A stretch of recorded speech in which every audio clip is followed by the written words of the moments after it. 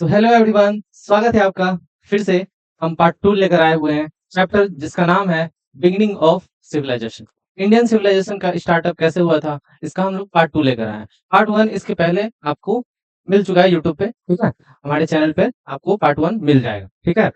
Part 2 हम आज लेकर आए हैं और स्टार्ट करते हैं जहां पे हमने टॉपिक को छोड़ा था, जो कि नाम है उसका वाटर मैनेजमेंट, ठीक है। तो इस टॉपिक से हम लोग स्टार्ट करेंगे पार्ट 2 को अपने। चलिए, तो आइए आगे बढ़ते हैं और स्टार्ट करते हैं वन बाय वन एक्सप्लेनेशन के साथ। तो वाटर मैनेजमेंट है ना, उस टाइम पे सिविलाइजेशन के अंदर वाटर मैनेजमेंट कैसे किया जाता था। लाइक इंडियन सिविलाइजेशन का नाम क्या था हमारा, तीन नाम था एक ही सिविलाइजेशन का, क्या नाम था? तो इंडस वैली सिविलाइजेशन है ना, और इंडस सरस्वती सिविलाइजेशन और हड़प्पन सिविलाइजेशन, ये तीन नाम हुआ करता था हमारे इंडियन सिविलाइजेशन का, ठीक है। तो उस टाइम पे हमें हमारे हड़प्पन सिविलाइजेशन में कैसा वाटर मैनेजमेंट था, यही हम लोग आज से स्टार्ट करेंगे और जो है कि इसी को लेकर आगे बढ़ेंगे। चलिए, तो स्टार्ट करते हैं। The Harappans had advanced water management system. They had separate bathing areas, drain under street and even large reservoirs for water storage and distribution. तो यहाँ पे क्या लिखा है कि हड़प्पा सिविलाइजेशन में देखा जाए तो वाटर मैनेजमेंट बहुत ही बढ़िया से किया गया था, बहुत अच्छे तरीके से किया गया था। लाइक बोला जाए कि वाटर का ड्रेनेज सिस्टम कैसे रहेगा, तो ये सारा चीज, साथ में वाटर रिजर्वायर जो आज के टाइम में हम लोग करते हैं ना, वाटर हार्वेस्टिंग, उस टाइप का उस टाइम पे भी था, है ना। उसी को हम लोग क्या है कॉपी किए हैं अलग अलग फॉर्म में। बट देखा जाए तो हमारे एंशियंट टाइम से ही सारा रिलेटेड, आज के टाइम पे जो भी हम लोग एक्टिविटीज करते हैं उसी से रिलेटेड है ना। देख तो नाली का सिस्टम यानी जो ड्रेनेज सिस्टम है हमारा, वो भी एंशियंट टाइम से ही लिया गया। क्लियर? तो अलग अलग सेपरेट बाथिंग एरियाज था, है ना, bathing areas. Drain under street है ना, रास्ता जो गया है उसके नीचे से जो है कि नाली बहेगा, जो रास्ता गया उसके नीचे से। और बड़ा बड़ा रिजर्वायर बनाया गया, किस लिए? क्योंकि वाटर को स्टोर किया जा सके, वाटर को डिस्ट्रीब्यूट किया जा सके शहर के अंदर, है ना। अलग अलग जगहों में जो है कि पानी पहुंचाने का काम किया जाता था रिजर्वायर के हेल्प से, ठीक है। तो आइए नेक्स्ट पॉइंट है हमारा कि एडवांस वाटर मैनेजमेंट इन हड़प्पन सिविलाइजेशन, है ना। यहाँ पे क्या बोला कि एडवांस वाटर मैनेजमेंट इन हड़प्पन सिविलाइजेशन। हड़प्पा सिविलाइजेशन में एडवांस वाटर मैनेजमेंट कैसे किया जाता था, तो ये समझते हैं हम लोग आज। तो the Harappan the Harappans placed a high value on water management and cleanness.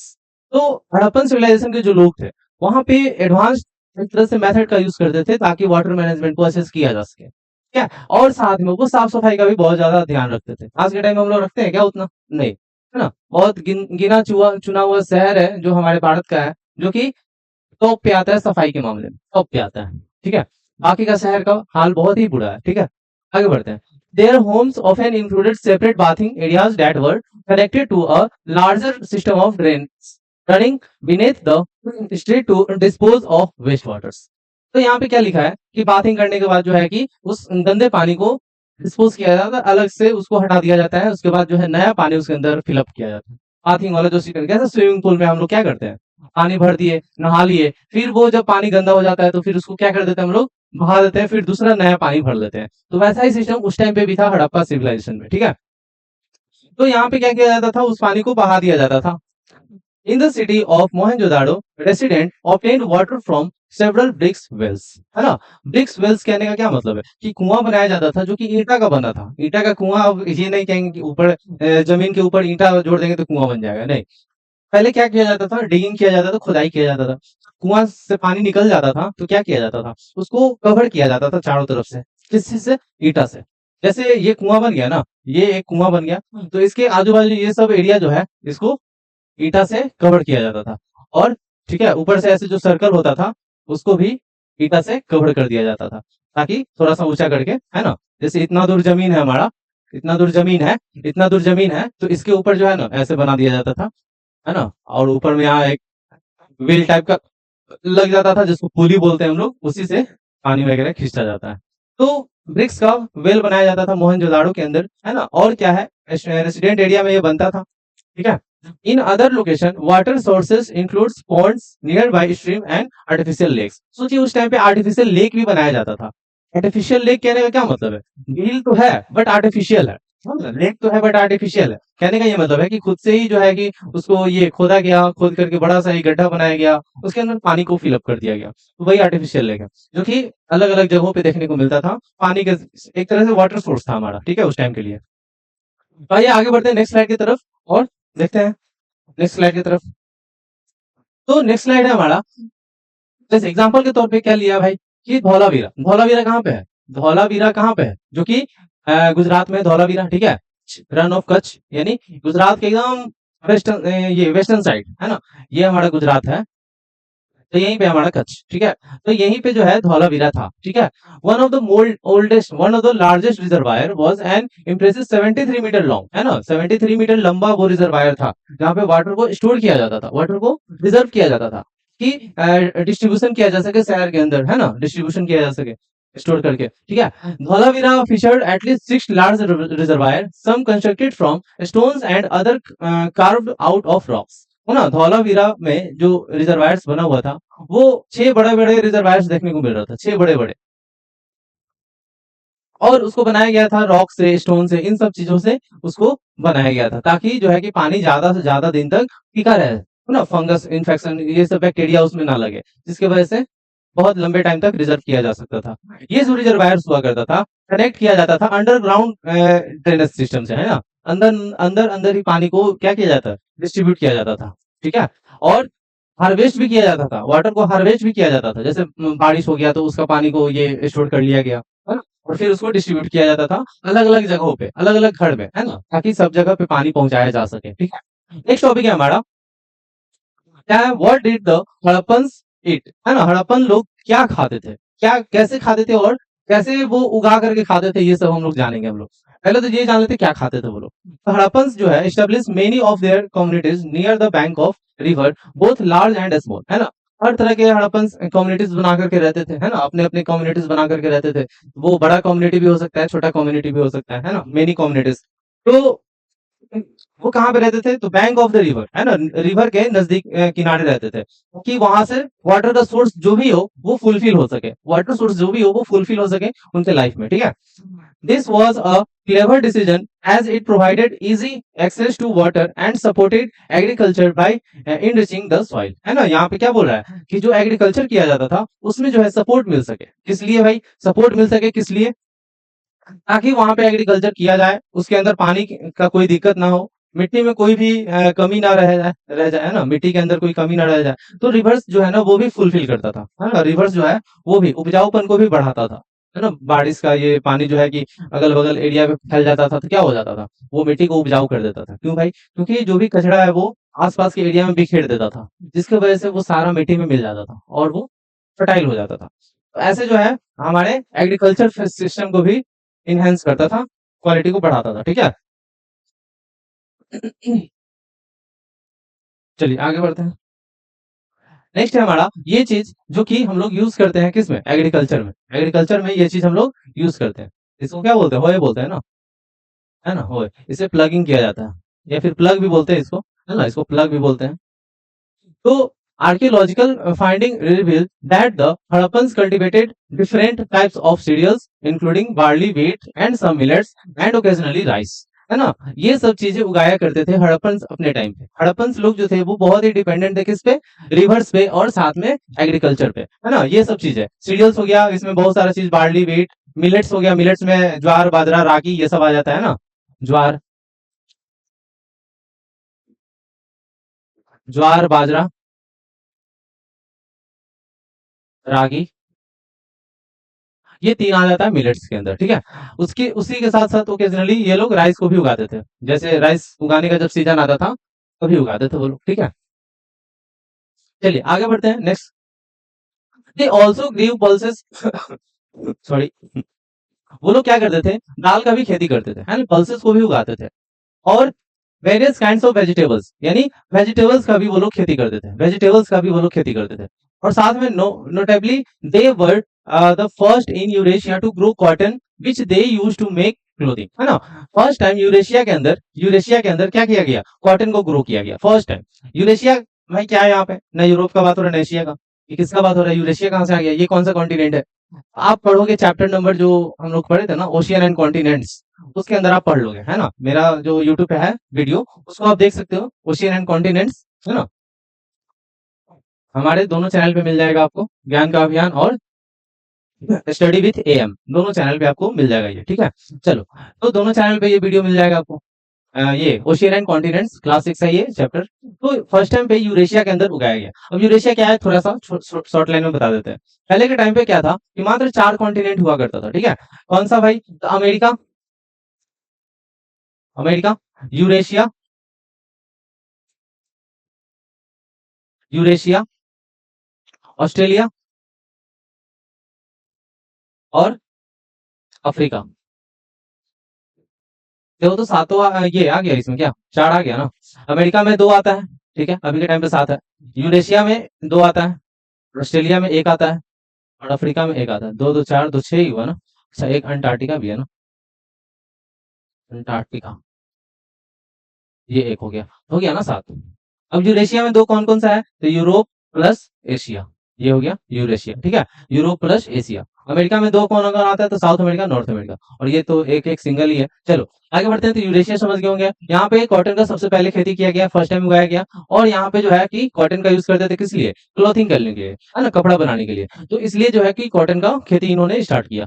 साथ में बात कर लेंगे तो Harappan created farming tools such as plough, some of which are still in use by farmers today. है ना? आज के टाइम पे भी जो उस टाइम पे हड़प्पन लोग ने बनाया था, ये प्लग वाला जो सिस्टम है, लकड़ी का बनाया था, वो आज भी हम लोग यूज करते हैं। आज भी बहुत सारे किसान ऐसे हैं जो कि गरीब कैटेगरी में आ जाते हैं, बेचारे गरीब हैं, पुअर हैं। वो क्या करते हैं, ट्रेडिशनली मेथड पे ही डिपेंड होते हैं, क्योंकि उनके पास ना मशीन है ना कुछ है ना, टेक्नोलॉजी नहीं है, जिसकी वजह से वो लोग ये सब चीजों का यूज करते हैं ताकि खेती किया जा सके।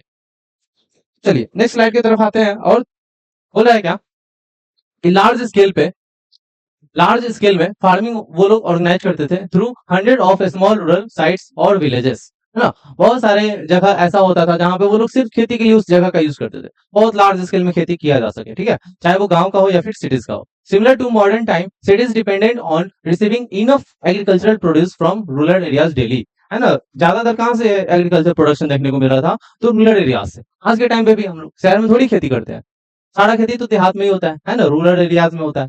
तो कंट्री साइड यानी देहाती इलाकों से ही जो है कि ज्यादा प्रोडक्शन देखने को मिलता था। Harappans also domesticated animal from for meet, engaged in fishing in reverse and the oceans, है ना। यहाँ के लोग जो थे हड़प्पन्स लोग, वो लोग क्या करते थे? डोमेस्टिकेटेड यानी जानवर को ही पालते थे, दूध के लिए, मीट के लिए, इन सब चीजों के लिए। और साथ में ये लोग फिशिंग भी करते थे, रिवर में, ओशियन के अंदर जाकर के, तो फिशिंग भी करते थे। सोचो, ये सब हमारा ट्रेडिशनल चीज है। हम लोग आज नया कुछ नहीं कर रहे हैं, सारा चीज हम लोग पहले वाला ही कर रहे हैं, ठीक है। तो इसमें क्लैरिटी होना चाहिए आपको कि आज हम लोग जो भी है वो, है ना, बहुत सारा चीज जो है कि नया आया है, मानते हैं हम, बट बहुत सारा चीज पुराना ही यूज करते हैं मैक्सिमम, ठीक है। नया में क्या हो गया भाई? एआई हो गया, है ना, एआई, है ना। क्या होता है एआई से? तो एआई से अपने आप जो है पिक्चर क्वालिटी बढ़िया हो जाता है, कैमरा खराब है फिर भी कुछ एआई हो जाता है ना, एआई से। This is evident from numerous animal and fish bones discover during excavation. तो ये चीज कैसे हम लोग को पता चला कि हड़प्पन लोग जो थे वो डोमेस्टिकेशन करते थे, फिशिंग करते थे, ये सब चीजें, तो ये सब हम लोग को पता चला। तो कैसे पता चला? तो एक्सकेवेशन यानी जब खुदाई हम लोग कर रहे थे हड़प्पन सोसाइटी का, उस टाइम पे 1921 में, हम लोग पिछले पार्ट में ये समझ चुके हैं। तो उस टाइम पे खुदाई जब हो रहा था तो क्या हो रहा था? ये सब चीजें हमको मिला। क्या मिला भाई? तो फिश का बोन मिला, एनिमल का बोन मिला, इन सब चीजों का हड्डी मिला ना। तो समझ गए हम लोग क्या है भाई कि ये सब चीजें पहले ये लोग किया करते थे, यानी जानवर पालते थे, फिशिंग करते थे, है ना, ये सब चीजें। साइंटिफिक रिसर्च के हिसाब से क्या होता है कि clay pot has provided insight into what the Harappans cooked, है ना। क्ले पोट, है ना, क्ले पोट का यानी मिट्टी का जो बर्तन होता था वो बनाते थे ये लोग, और उसके अंदर क्या पकाते थे ये कैसे पता चलेगा? ये पोट जो था वो like dairy product and unexpected ingredient such as turmeric, ginger and remnant of bananas. सोचो कि क्या क्या चीजों को मिला करके वो अपना खाना बनाते थे, ये सब चीजें, जो कि आज के टाइम पे पॉसिबल नहीं है कि हम लोग ये सब एक साथ मिला लें। लेकिन कहीं ना कहीं देखा जाए तो टर्मरिक और जिंजर हम लोग एक साथ यूज करते हैं, ठीक है। टर्मरिक और जिंजर हम लोग एक साथ यूज करते हैं, मतलब अलग अलग इंग्रेडिएंट मिला करके, अलग अलग चीजों को मिला करके जो है कि सब्जी बनाते हैं, खाना बनाते हैं, जो भी चीजें हो गया, ठीक है। तो this indicate that their diet was quite varied and diverse. तो इनका डाइट देखा जाए तो बहुत ही अलग था, बहुत ही उथल पुथल था, इधर उधर था। तो लेकिन हम लोग का भी डाइट तो वैसा ही है, कुछ कुछ भी खा लेते हैं। आजकल देख लो चाइनीज लोग कुछ भी खा लेते हैं, पता ही नहीं है कि मतलब उनको कुछ शर्म भी है, कुछ भी। भाई साहब, सांप है, कीड़ा है, मकोड़ा है, जो भी है लाओ इधर, ठीक है। चलो आगे बढ़ते हैं, खैर हम लोग को नहीं उससे मतलब है। चलिए नेक्स्ट स्लाइड की तरफ बढ़ते हैं। और आता है हमारा क्या, ब्रिक ट्रेड, है ना। यानी जो व्यापार होता है, बड़ा बड़ा व्यापार, यानी बहुत ज्यादा ज्यादा व्यापार करना, यानी बहुत भारी पैमाने पे, है ना, बहुत ज्यादा इंपोर्ट एक्सपोर्ट करना।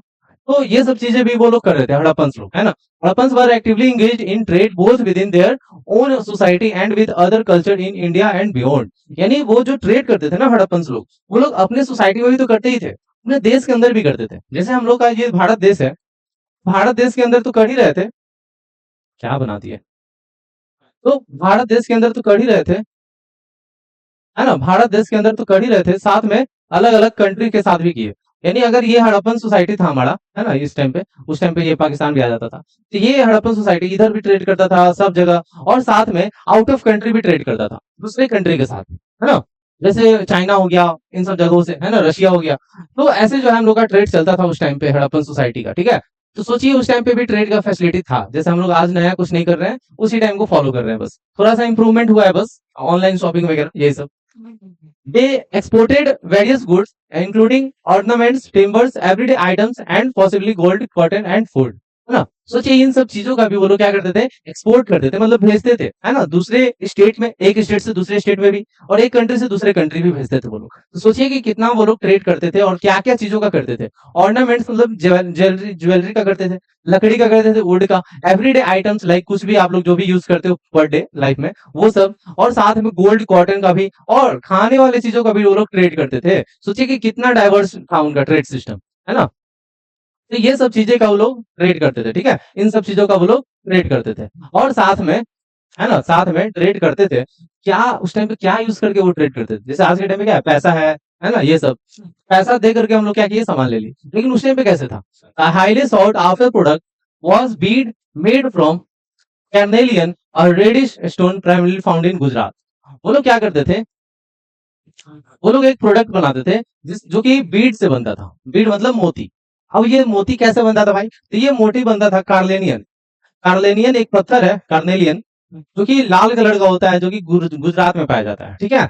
और इसी से बीड बनाया जाता था, ठीक है। अब इससे कोई कोई प्रोडक्ट बन गया बीड से, ठीक है। आगे बढ़ते हैं, नेक्स्ट बोल रहा है हमारा लाइन क्या, कि Harappan artisan develop unique method to drill and embellish this beads. Harappan artisan जो थे, जो कलाकारी दिखाते थे, वो लोग क्या करते थे, इसके यूनिक मेथड यूज करते करके इस बीड्स के कुछ ना कुछ प्रोडक्ट बनाते थे वो लोग, ठीक है।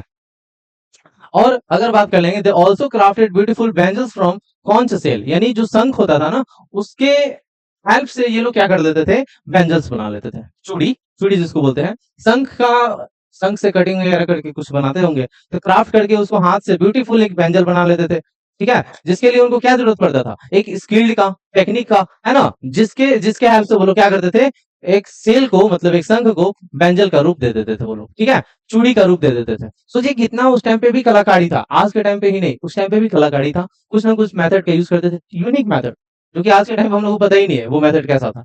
तो सोचिए उस टाइम पे कैसे लोग तरक्की करते होंगे, कैसे लोग ट्रेड करते होंगे, कैसे लोग नया नया चीज बनाते होंगे। और देखा जाए तो यहाँ पे हड़प्पन से लोग जो थे वो इंपोर्ट भी करते थे, इंपोर्ट नहीं करते थे, हाँ नहीं करते थे, सॉरी गलती हो गया, इंपोर्ट करते थे, नहीं करते थे, इंपोर्ट नहीं करते थे, क्यों भाई, देखा गया है कि भाई यहाँ पे कोई एविडेंस ही नहीं मिला है कि जिससे पता चले कि वो लोग इंपोर्ट करते थे। ये क्लियर ही नहीं है, हमारे डाउट क्लियर नहीं है इससे, क्योंकि वैसा कुछ एविडेंस नहीं मिला है जिससे इंपोर्ट करते थे, एक्सचेंज के रूप में कुछ नहीं लेते थे वो लोग। But they likely acquired copper, sorry, वो लोग कॉपर का ये करते थे यूज, है ना। अब देखिए भाई उस टाइम पे इनके सोसाइटी में, इनके सिविलाइजेशन में कॉपर का नामो निशान नहीं था, ठीक है। तो इनको इंट्रोडक्शन हुआ भाई एक नया एलिमेंट से जिसका नाम था कॉपर, जो कि इनके एरिया में नहीं था उस टाइम पे, ठीक है। तो आगे क्या होता है, आगे क्या होता है कि वो लोग तो ट्रेड कर ही रहे थे, ठीक है, ट्रेड तो कर ही रहे थे। ट्रेड रूट कैसे कैसे था ये भी हम लोग समझते हैं। डॉकयार्ड मतलब क्या, कि समुद्री रास्ता से जो ट्रेड हुआ, वो जहां पे आकर शिप रुका उसी को डॉकयार्ड बोलते हैं, ठीक है। To support trade the Harappans utilize various route including land path, river path and sea for long distance exchange. तो यहाँ पे क्या लिखा है कि जो हड़प्पन्स लोग जो थे वो ट्रेड तो करते थे, दोनों रास्ते से करते थे, लैंड से भी और रिवर से भी और सी से भी, सी और रिवर दोनों से करते थे, यानी पानी के रास्ते वो लोग ट्रेड करते थे। अब रिवर कौन सा भाई, तो ज्यादातर सिंधु सरस्वती इन्हीं सब रिवर का यूज करते थे वो लोग। तो ओशियन में जो अरेबियन सी है हमारा, वो जो कि लॉन्ग डिस्टेंस ट्रेवल कर करके सामान जाता था दूसरे कंट्री में, जैसे चाइना हो गया है ना, इन सब जगहों से। तो ये जो पीरियड था, उस टाइम पे हमारा मेरीन एक्टिविटी जो है स्टार्ट हो गया। मतलब क्या कि पानी का यूज करके हम लोग ट्रेड कर रहे थे। सोचिए, उस टाइम पे ही मेरीन एक्टिविटी स्टार्ट हो गया था। मतलब लोग जो थे ट्रेड करके अपना पानी से जो कि जाते थे इधर उधर, दूर दूर जाना भी हो जाता था कभी कभी। बहुत सारे Harappan settlement such as Lothal in Gujarat were situated near coast. तो उसी में से देखा जाए तो ट्रेड करते करते एक शहर ही बस गया, एक नगर ही बस गया, जिसको लोथल बोला गया, जो कि गुजरात के कोस्टल एरियाज में है। ठीक है, सेटलमेंट ही हो गया वहां पे। भाई ट्रेड कर रहे हैं भाई, अब यहीं पे रह जाओ, क्या लो उतना दूर से जाएंगे, फिर जाएंगे ट्रेड करने, है ना? बिहार में हम मान लो कि ये बंगाल से ट्रेड करते हैं, तो बिहार में रहेंगे नहीं ना, आप बंगाल में ही सेटल हो जाएंगे। तो इसीलिए वो लोग सेटल हो गए कहाँ पे, लोथल में ही, जो कि गुजरात के कोस्टल एरियाज में है।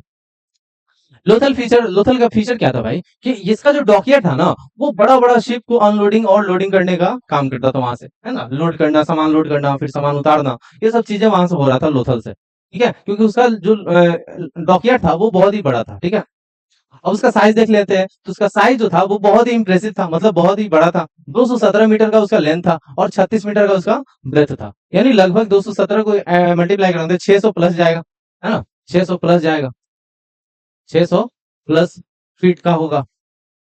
और 36 का कर लेंगे तो कितना हो जाएगा, 100 समथिंग आएगा ना, 3 से 108, है ना, 108 फीट का आएगा। 108 प्लस फीट का आएगा हमारा क्या, ये ब्रेथ। तो ये लेंथ हो गया हमारा, ये ब्रेथ हो गया। सोचिए कि कितना बड़ा ये डॉकयार्ड था। ठीक है, तो अगर देखा जाए तो रफली equivalent the area to football field, है ना, देखा जाए तो रफली 2 फुटबॉल फील्ड इतना बड़ा ये हुआ करता था डॉकयार्ड। यानी 2 फुटबॉल फील्ड तैयार हो जाएगा जितना बड़ा ये डॉकयार्ड था। ठीक है, ट्रेड सील, है ना, ट्रेड सील, द हड़प्पन, हाँ, यहाँ पे जो सील है ना, उसका यूज करा जाता था किस लिए, करेंसी के लिए। ठीक है, करेंसी जैसे कैसे हम लोग अभी के टाइम पे नोट देते हैं या फिर चिल्लर देते हैं ना, कॉइन्स, उस टाइम पे भी एक कॉइन्स का ही रूप लिया करता था, है ना। Harappan utilize small seal made from a soft stone called steatite, steatite for managing their expensive trade. Trade करने के लिए वो लोग क्या यूज करते थे, ये स्टोन का, यानी जो कि सॉफ्ट स्टोन से बना है, जिसका नाम था स्टेटाइट, जिसको सील बोलते थे ये लोग, इसका यूज करते थे वो लोग ट्रेड करने के लिए। ठीक है, इसका यूज करते थे वो लोग ट्रेड करने के लिए। कौड़ी देखे हो ना, कौड़ी का भी एक तरह से यूज किया जाता था पहले के टाइम पे ट्रेड करने के लिए। कौड़ी जो होता है ना, बोलता है ना, 1 फुट की कौड़ी तुमको नहीं देंगे। कौड़ी जो है ना, वो पहले के टाइम पे यूज होता था उससे ट्रेड होने के लिए। ठीक है, चलिए नेक्स्ट स्लाइड की तरफ आते हैं।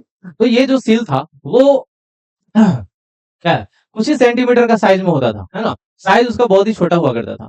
Typically they featured animal typically they featured animal figures and various symbols curve into them. यानी उसके ऊपर जो पिक्चर वगैरह दिखता था हम लोग को, वो क्या था, एनिमल का था, एनिमल फिगर था, और भी बहुत सारा सिंबल दे दिया करता था उसके ऊपर, है ना, ताकि निशानी हो जाए एक तरह से कि इस किस सोसाइटी से बिलोंग करता है ये कॉइन, है ना। जैसे यहाँ पे वो सिंबल जो है हर पार्ट, यानी एंशियंट राइटिंग सिस्टम को बताता था, that remain partially understood today, है ना। एक वही चीज है जिसको हम लोग आज समझ सकते हैं, क्योंकि अभी हम लोग जान गए ना कि एनिमल फिगर और भी बहुत सारा सिंबल दे दिया जाता था। तो ये कैसे जाने, क्योंकि हम लोग को पता चल गया, उसको रीड कर लिए, समझ गया। ठीक है, तो ये जो सील हुआ करता था, added trader in recognizing their goods and identifying one another. तो इसी के जरिए हम लोग क्या करते थे, एक दूसरे को पहचान भी लेते थे। जैसे मेरे पास वो कॉइन रहेगा, जो कॉइन हमारे भारत में चलता है, तो वो कॉइन के जरिए हम लोग पहचान पहचान जाएंगे कि हाँ ये इंडियन है। लेकिन यही कोई चाइनीज आएगा तो उसका कॉइन अलग होगा, उसका नोट अलग होगा, तो क्या पता चलेगा कि ये तो चाइना का है। ठीक है, ये चाइना का इंसान है, ये चाइना का कॉइन लेकर आया है।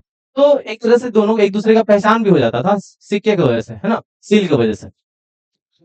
ये बहुत ही इंपॉर्टेंट रोल प्ले करता था ट्रेड करने के लिए हड़प्पन सिविलाइजेशन में। ठीक है, तो आगे बढ़ते हैं, ट्रेड का फैसिलिटी समझ के कैसे था वहां पे, ट्रेड का यूज ट्रेड कैसे करते थे, किन किन चीजों का करते थे, कौन सा करेंसी का यूज करते थे, करेंसी के ऊपर क्या क्या बना होता था, ये समझ गया आप। अब आगे बढ़ते हैं नेक्स्ट टॉपिक की तरफ। तो नेक्स्ट टॉपिक है हमारा द हड़प्पन एंड ब्रॉन्ज, है ना, ब्रॉन्ज यानी कॉपर प्लस क्या, टीन, कॉपर प्लस टीन को मिला करके क्या बनता है, ब्रॉन्ज बनता है ना, ब्रॉन्ज। चलिए, तो आइए आगे देखते हैं। तो the Harappans were skilled at working with copper which is soft metal, मतलब कॉपर जो था, वो जब देखे उसको तो देखते क्या है कि ये तो बहुत ही सॉफ्ट मेटल है। कॉपर को देखते हो ऐसे मुड़ाते मुड़ जाता है ना, जैसे उसको शेप देना चाहो दे सकते हो।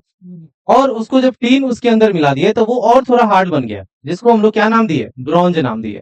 और वो हार्ड बन गया, हार्ड मेटल बन गया, जो कॉपर में टीन मिलाए तो हार्ड मेटल बन गया, और उसको हम लोग क्या नाम दे दिए, ब्रॉन्ज नाम दे दिए। ठीक है, Harappans used bronze to make various items including tools, pots, pans और क्या मूर्ति, है ना, फिग्यूरिन्स, मूर्ति, है ना, इसको इसका मतलब मूर्ति हो गया, स्टैचू टाइप का। तो ये सब चीजें वो लोग बनाते थे इसका, ब्रॉन्ज का। क्या चीज भाई? तो टूल्स, पॉट, कढ़ाई, पेन्स, है ना, और ये मूर्तियां। तो ये सब चीजें ब्रॉन्ज का बनाया करते थे। आपके बुक में एनसीईआरटी में फोटो भी दिया हुआ है मूर्ति का, ब्रॉन्ज से बना हुआ। चलिए नेक्स्ट स्लाइड की तरफ आते हैं।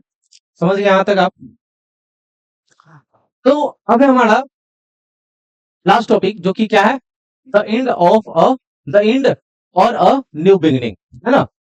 एंड यानी जो सिविलाइजेशन था, हड़प्पन सिविलाइजेशन, इसका एंड कैसे हुआ और नया शुरुआत कैसे हुआ? या तो बोल सकते हैं कि हड़प्पन सिविलाइजेशन जब एंड हुआ, उसी टाइम पे कुछ कुछ लोग उसी में गए थे जो कि क्या किए, नया सिविलाइजेशन अपना स्टार्ट किया, या फिर कुछ और तौर तरीका यूज करके सिविलाइजेशन को कंटिन्यू रखे। तो आइए जानते हैं। तो 1900 के अराउंड क्या होता है कि बहुत सारा जो हिस्टोरियन थे वो लोग कहते हैं कि भाई जो सिंधु सरस्वती सिविलाइजेशन था वो started to decline despite it earlier success, है ना।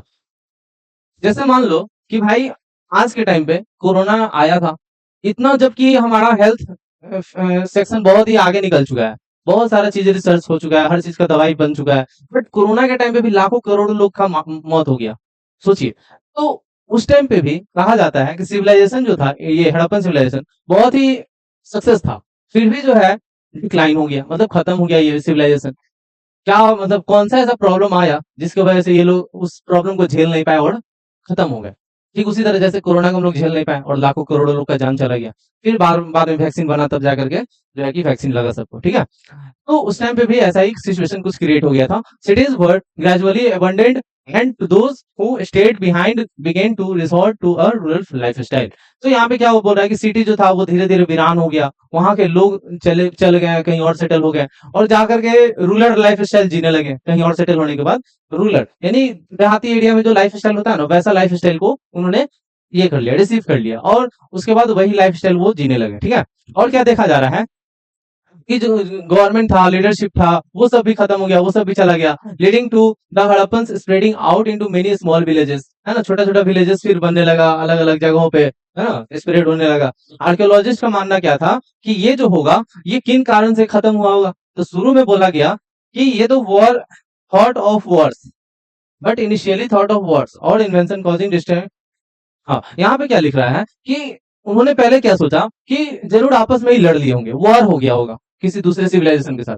लेकिन देखा गया क्या कि इसका कोई एविडेंस नहीं है, इस स्टेटमेंट का कोई सपोर्ट नहीं कर रहा है, क्योंकि ये एविडेंस है ही नहीं इसके लिए जो कि सपोर्ट करे कि हाँ भाई वॉर हुआ था। लेकिन क्या था भाई, ये लोग शांति से रहना पसंद करते थे। इसका प्रूफ है कि ये इनके पास कोई मिलिट्री भी नहीं था, कोई वेपन नहीं था, और इनका जो सिविलाइजेशन था मोस्टली क्या दिखाता था कि ये पीसफुली रहना चाहते थे, शांति से रहना चाहते थे। तो वॉर का तो नामो निशान नहीं हो सकता है ना, लड़ाई का तो नामो निशान नहीं होगा। तो इसलिए बोला जाता है कि वॉर से नहीं हुआ होगा, इसका कारण कुछ और होगा, जिसकी वजह से ये सिविलाइजेशन खत्म हो गया, डिक्लाइन हो गया। दो कारण बताया जाता है। पहला कारण है हमारा जो कि क्लाइमेटिक चेंज है, दूसरा कारण है हमारा जो कि सुखाड़ आ गया होगा, या फिर सूख गया होगा, रिवर सूख गया होगा। ये सब कारण बताया जा रहा है, क्योंकि दो तीन रिवर था जिसपे वो डिपेंड थे पूरे पूरी, और भी बहुत सारे छोटा छोटा रिवर था उस पे भी डिपेंड थे, बट कुछ रिवर था जो कि इंपॉर्टेंट था। क्लाइमेटिक चेंज लगभग 2200 बीसीई का बात हो रहा है यहाँ पे। पूरे दुनिया में बदलाव हो रहा था, क्लाइमेटिक, है ना, क्लाइमेटिक यानी मौसम बदल रहा था। तो कम बारिश हो रहा था, और वातावरण जो था वो सूख रहा था धीरे धीरे, यानी प्लांट पौधा रिवर ये सब, और फूड का शॉर्टेज हो रहा था। फूड जो है कि उगाना बहुत ही मुश्किल हो गया, क्योंकि भाई पानी चाहिए फूड के लिए, मौसम चाहिए, कंडीशन चाहिए, इसकी वजह से ही वो लोग फूड का खेती नहीं कर पा रहे थे। फूड शॉर्टेज हो गया पूरे सिटी के अंदर, यानी सिविलाइजेशन के अंदर फूड शॉर्टेज हो गया। तो ये था पहला कारण कि क्लाइमेटिक चेंज हुआ, तो उन्होंने जो है कि एग्रीकल्चर करना बंद कर दिया, यानी हो ही नहीं पा रहा था ना, बंद क्या करेंगे, हो ही नहीं पा रहा था, जिसकी वजह से उन्होंने क्या किया, मतलब जगह को छोड़ना स्टार्ट किया। और साथ में देखा जाए तो draft and river drawing, this the Saraswati river dry up in its central area, है ना। सरस्वती रिवर जो है वो कहाँ था, सेंट्रल एरिया में था, बिहार वाला साइड, बिहार से थोड़ा उधर यूपी साइड। तो उस एरिया में सरस्वती रिवर बहा करता था, वो सूख गया था सेंट्रल एरिया में, which led to the abandonment of cities like Kalibangan and Banawali. Saraswati river के ही बैंक ऑफ रिवर जो था वहीं पे कालीबंगा और बनावली ये दोनों बसा हुआ था। तो वो दोनों जगह जो था वो वीरान पड़ गया, यानी वहां पे लोग हट गए, वहां से चले गए। है ना? क्योंकि वहाँ का रिवर जो है आपकी सूख चुका था। तो all the other factors may have played a important role which to emphasis how much the civilization relate to climate and environment for its survival. तो यहाँ पे अब कोई चीज़ बचा नहीं जिससे वो सर्वाइव कर सके, जिससे उनका लाइफ कंटिन्यू रख सके, जिसकी वजह से इनका जाना मुश्किल, अब जाना जो है कि तय हो गया कि भाई अब यहाँ पे रहकर क्या करेंगे? ना रिवर है, ना पानी है, खेती कैसे करेंगे? बहुत ही लाइफ को मतलब स्ट्रगल है यहाँ पे, तो इसलिए कहीं और सेटल होने के लिए सोचे उन्होंने, है ना? उन लोगों ने। Sorry. Even though the cities disappeared, a lot of Harappan's culture and technology continue and was passed on the next stage of Indian civilization. तो फिर धीरे-धीरे क्या हुआ? सिविलाइजेशन भले ही एंड नहीं हुआ, बट कुछ लोगों ने उनको जिंदा रखा सिविलाइजेशन को, और फिर धीरे-धीरे वो सिविलाइजेशन दूसरे जनरेशन आते गया उसको पास होता गया, और वही सिविलाइजेशन का कुछ ना कुछ हिस्सा आज भी हम लोग बचा करके रखे हुए हैं, जो कि इंडियन सिविलाइजेशन में देखने को मिलता है। ठीक है, चलिए आगे बढ़ते हैं। तो नेक्स्ट स्लाइड की तरफ हम लोग बढ़ते हैं, तो कंक्लूजन दिखता है, और कंक्लूजन में क्या बताता है कि सरस्वती रिवर हुआ, है ना, ये 3 नाम था उसका, और उन्होंने ट्रेड किया और भी बहुत सारा चीज किया, और भी ये उन उन वो एक प्लांट सिटीज रख बनाए हुए थे, मतलब एक प्लानिंग के साथ सिटी बना हुआ था, और ड्रेनेज सिस्टम बहुत अच्छा था, बाथिंग सिस्टम तो बहुत तगड़ा ही था, है ना? बाथिंग सिस्टम के बारे में जानना है तो पिछला आप पार्ट देखिए, उसमें समझ जाएंगे। ठीक है, इस पार्ट में नहीं बताया, इस पार्ट में नहीं था, वो टॉपिक पिछला पार्ट में है। तो वो सब चीजें था, प्लांट सिटीज था, वाटर मैनेजमेंट बहुत अच्छा किया गया है ना यहाँ पे, अभी जैसे हम लोग पढ़े, ट्रेड नेटवर्क बहुत अच्छा था, पानी के रास्ते और समुद्र के रास्ते और ये जमीन के रास्ते भी ट्रेड करते थे, और वो क्राफ्ट पेंटिंग ये सब चीजें भी करते थे। ठीक है, और भी बहुत सारा चीज। legacy the Harappan live on shaping the future of Indian civilization.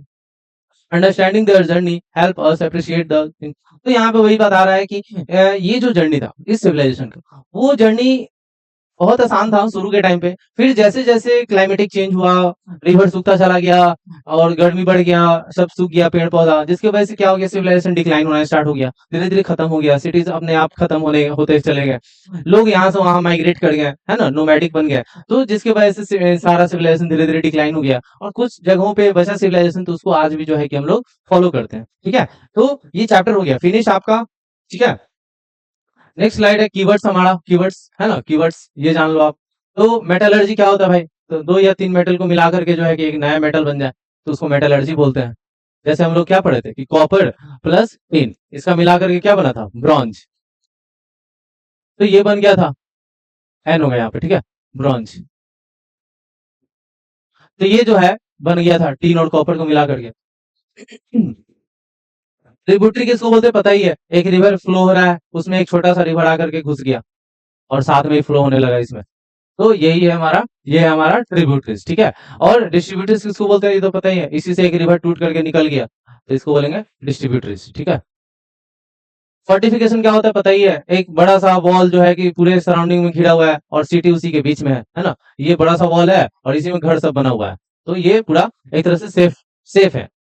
Elite elite क्या होता है भाई? तो अमीर लोग जो कि हायर पोजीशन के लोग थे सोसाइटी के अंदर, उनको एलिट बोला जाता है। जैसे यहाँ पे दिया हुआ है कि कौन लोग एलिट थे, रूलर हो गया, ऑफिसर्स हो गए, ये सब, तो एलिट में ये सब आ जाते हैं। ठीक है, रिजर्वायर पता ही है कि पानी रिजर्व करने वाला एक जगह होता है जो कि आर्टिफिशियली हम लोग को बनाना पड़ता है और उसी के अंदर फिर पानी को स्टोर कर देते हैं। पल्सेस मतलब दाल होता है, कार्डेनियन एक पत्थर का नाम है जो कि रेड कलर का होता है, जो कि गुजरात में पाया जाता है, ये सब आपको बता चुके हैं। तो यहाँ पे ये चैप्टर हो गया फिनिश। आप कोई डाउट हो तो आप कमेंट करना या फिर मैसेज करना व्हाट्सएप पे, तो आपको सारा चीज बता दिया जाएगा, जो भी डाउट होगा क्लियर कर दिया जाएगा। और इस चैप्टर का आपका होमवर्क रहेगा कि क्वेश्चन आंसर करो और रिवाइज करो ताकि चैप्टर क्लियर हो जाए। चैप्टर वीडियो को बार बार देखो ताकि रिवीजन अच्छे से हो जाए और चैप्टर का क्लियरिटी मिल जाए आपको, आप श्योर हो जाओ, कॉन्फिडेंट हो जाओ कि हाँ इस चैप्टर से जो भी क्वेश्चन आएगा मैं आराम से बनाऊंगा। ठीक है, तो चलिए टाटा बाय बाय, मिलते हैं नेक्स्ट चैप्टर को लेकर के। ठीक है, तब तक के लिए अलविदा, थैंक यू।